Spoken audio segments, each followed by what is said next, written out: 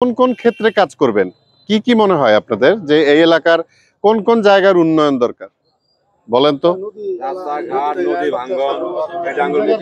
আমাদের সমস্যা হলো একটা পাইলিং গুলো শুরু করছিল ফেরত জি, শুরু করছে টাকা খায় ফাঁকা করছে কাজটা করে না। কাজটা আমাদের করেনি। প্রধান সমস্যা হলো এই পাইলিংটা যদি এখান থেকে যদি এই পাইলিং পর্যন্ত যায় ঠেক খায় তাহলে মনে করেন যে আমরা অল ইসলামপুর থানাটা সেবায় একটা জিনিস কতটুকু এটা কতটুকু জায়গা?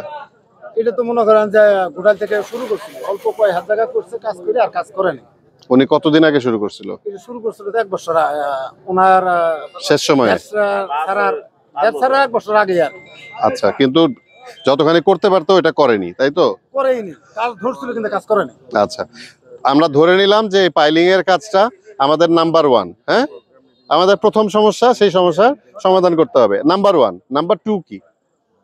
নাম্বার 2 এই এলাকাতে রাস্তাঘাট সব ভেঙে গেছে, সব ধ্বংসের পথে।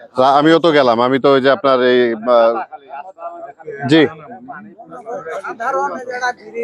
জি জি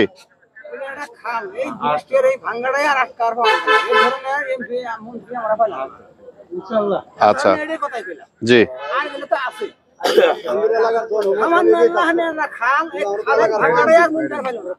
আচ্ছা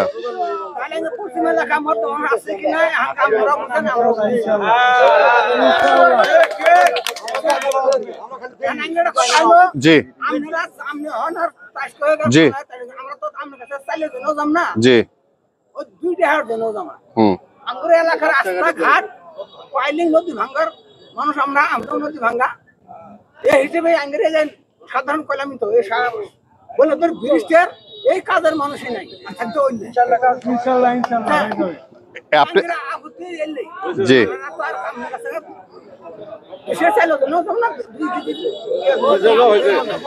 না না না না বলতে দিবেন, প্লিজ বলতে দিবেন। কারণ হচ্ছে কি, শোনেন, আমরা কথা আমাদেরকে আমাদের সুযোগ দিলে আমরা কথা বলতেই থাকি।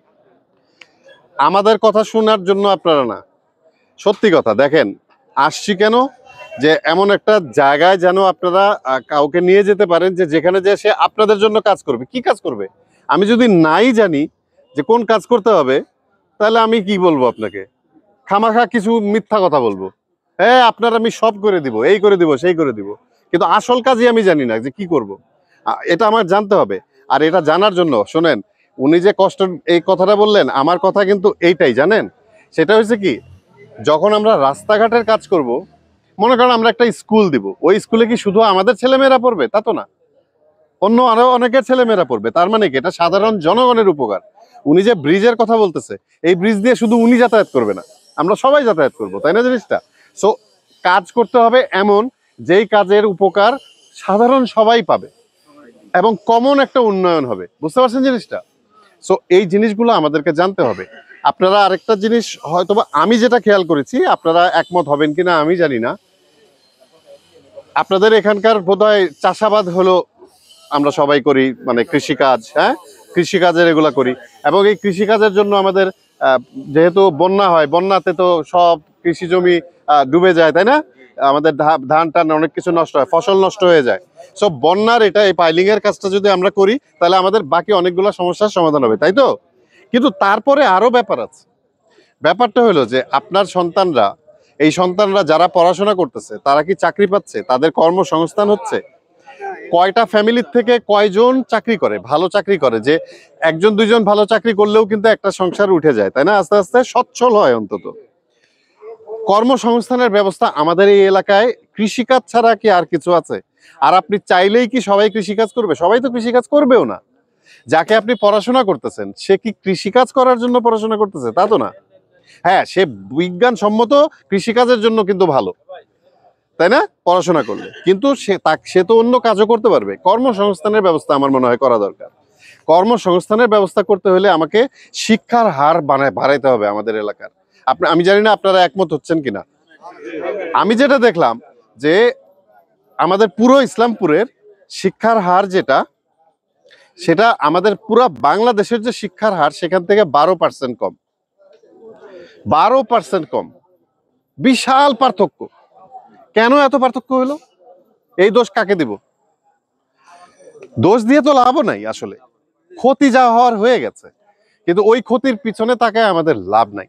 আমরা তাকাবো সামনের দিকে এখন, যে আমাদের এখানে শিক্ষার ব্যবস্থা উন্নত করতে হবে, আমাদেরকে ভালো ভালো স্কুল কলেজ করতে হবে, এখানে ভালো শিক্ষক রাখার ব্যবস্থা করতে হবে।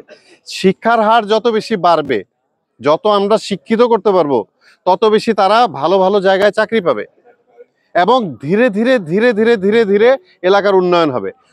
আমি নিজে শিক্ষার জগতে কাজ করি, আমার একটা ব্যবসা প্রতিষ্ঠান আছে, গত 25 বছর ধরে এটা চালাচ্ছি, যেখান থেকে ছাত্রছাত্রীরা বিদেশে পড়াশোনা করতে যায়, বিশ্বের বিভিন্ন দেশে যায়, অস্ট্রেলিয়াতে যায়, কানাডাতে যায়, আমেরিকায় যায়, ইংল্যান্ডে যায়, হ্যাঁ, ইউরোপে যাচ্ছে, সব জায়গায় পড়াশোনা করতে আমি পাঠাচ্ছি। সো আমি এই জিনিসটা একটু বুঝি, আমি নিজেও বিদেশেই পড়াশোনা করছি, হ্যাঁ, এইটুকু তো বুঝতে পারছি যে পড়াশোনা করলে আপনার কাজের ক্ষেত্র অনেক বেড়ে যায়, এটা আমরা সবাই বুঝি, তাই না বলেন?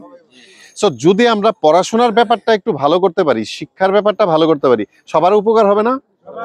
সো আমরা শিক্ষার জায়গাটাকে কয় নম্বরে রাখবো বলেন তো?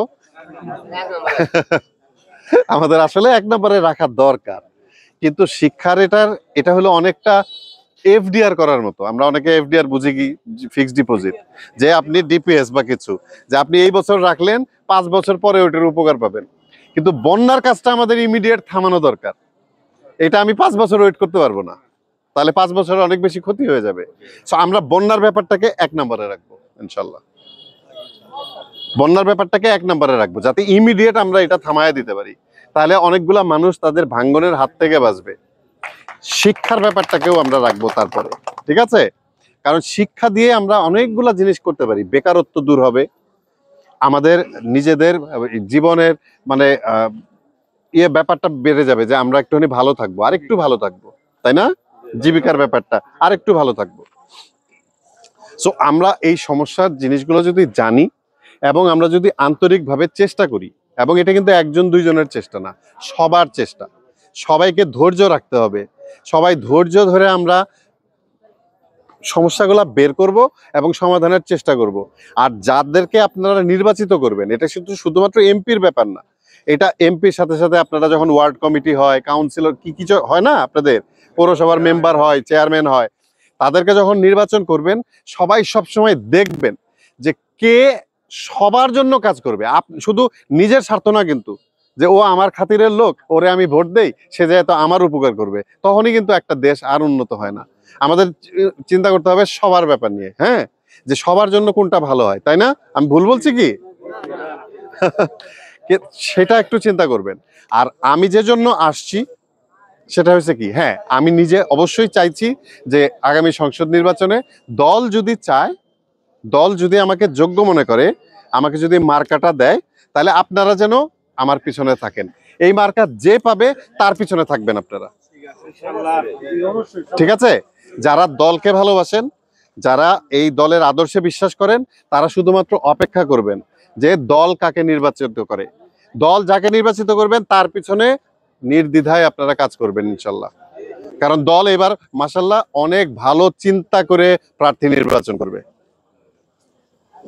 তারেক রহমান সাহেবের সম্পূর্ণ পরিকল্পনাই হলো নতুন বাংলাদেশ গড়ে তোলা, জিয়াউর রহমান সাহেবের সেই স্বপ্ন, ঠিক আছে? আমরা সবাই ধৈর্য ধরবো, কিন্তু সবাই খুব সুবিবেচনার সাথে আমাদের সিদ্ধান্ত নিব, এবং আমরা দলের নেতা নেত্রীদের আদেশ আমরা মানবো, তাদের যে মনোনীত প্রার্থী তার জন্য আমরা সবাই মিলে একসাথে কাজ করব, ঠিক আছে? যদি আমি সুযোগ পাই, আমি আপনাদেরকে কথা দিচ্ছি, সবার দুঃখ দুর্দশা লাঘবের জন্য চেষ্টা করব, অন্তত পারবো কতটুকু সেটা আল্লাহ জানেন, ঠিক আছে? সবাই দোয়া করেন ইনশাআল্লাহ। হ্যাঁ, আর আপনাদের যদি আর কারো কোনো কিছু বলার থাকে, আমি বলবো যে আপনারাও বলেন, আমার কথা শেষ। জি, নাম্বার 1, এবং এটা ইনশাল্লাহ প্রথম বছরেই হবে, আমি আপনাদেরকে বলে দিলাম, এটা প্রথম বছরেই হবে। আপনি যেটা বললেন যে যেটা শুরু করেছিল ওটা শেষ করেনি, ওটা আমরা শেষ করবো ইনশাল্লাহ, ঠিক আছে? ঠিক আছে ইনশাল্লাহ। আর যদি আপনাদের এমনি কোনো কথা থাকে, এটা আমার লাস্ট মিটিং না, কিন্তু ইনশাল্লাহ পরে আবার দেখা হবে। একটা পরিচিত হলো, ছবি দেখলে ছোট পোলার মতো জানে যে ওই ব্যক্তি, জি, কিন্তু মনে করেন যে আপনি তো মাঠে আসেননি, হ্যাঁ, মাঠে ঢুকছেন, মাঠে আমরা কাজ করতে হবে, মাঠে আসতে হবে। এক্স্যাক্টলি, সুযোগ দিয়েন ইনশাল্লাহ।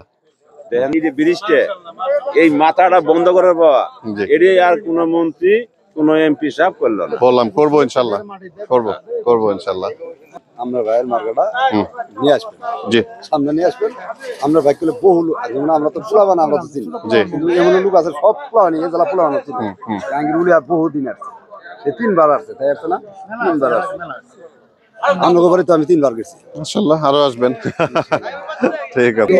এটাতে আমরা অনেক অগ্রসর বিশাল অগ্রসর। দোয়া করেন, দোয়া করেন। আল্লাহ যাকে মারবে জি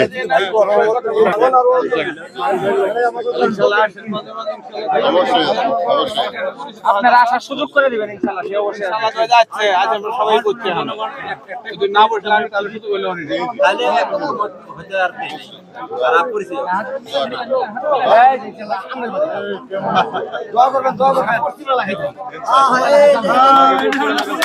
আমরা পশ্চিম সর্বদাই নতুন চাই নাকি